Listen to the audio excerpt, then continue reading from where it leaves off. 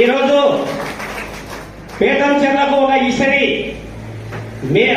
అందరూ ఉద్యోగాల వైపు మల్లుతుంటే నేను సైతం ఈ యొక్క భర్తమాత సేవకు వస్తానని ఒక వీరనారి మన కావ్య గారు బుగ్గన వీరనారి కావ్య గారు కూడా వాళ్ళ తండ్రి ప్రేరణతో తండ్రి చెప్పినా వినకుండా నేను దేశ సేవ చేస్తానని ముందుకు వచ్చినటువంటి బుగ్గన కావ్య గారిని కూడా మీ అందరికీ సగౌరవంగా గీతా మాధురి గారు వారిని ఆహ్వానించిందిగా కోరుతున్నాను.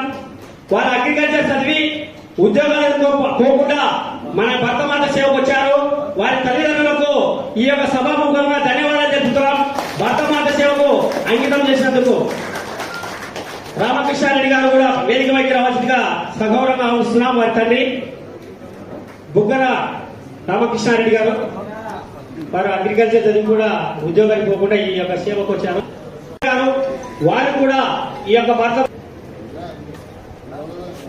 అదేవిధంగా అందరికీ నమస్తే. ఇప్పుడు బీజేపీ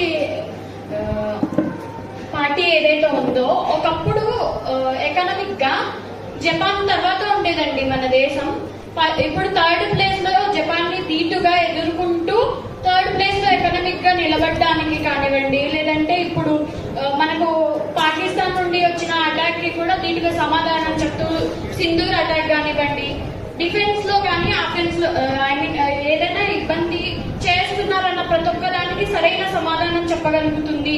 ఇప్పుడు ప్రతి ఒక్క ఆర్మీ సోల్జర్ లాస్ కి సరైన సమాధానం చెప్పగలుగుతుంది. అంటే దానికి ఒకే ఒక కారణం ఏదైనా ఉందంటే బీజేపీనేనండి. ఇంతవరకు కాంగ్రెస్ పార్టీ పాలనలో మనం ఎన్నో ప్రాబ్లమ్స్ చూసినాం.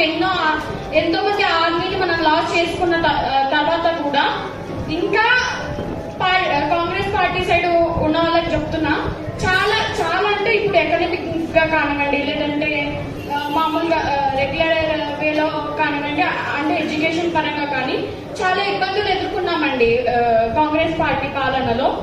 సో ఇప్పుడు ప్రోగ్రామ్స్ వరకే వస్తే మనకు స్కీమ్స్ కూడా మన ఎంఎస్ఎంఈ స్కీమ్ కానివ్వండి, mini small and medium entrepreneurs అందరికీ కూడా ముందుకు తీసుకొచ్చి దగ్గర 2 కోట్ల మంది మహిళా ఆంటర్ప్రెన్యూర్స్ ని తయారు చేసిన ఘనత బీజేపీ పార్టీకే ఉందండి. అందరికీ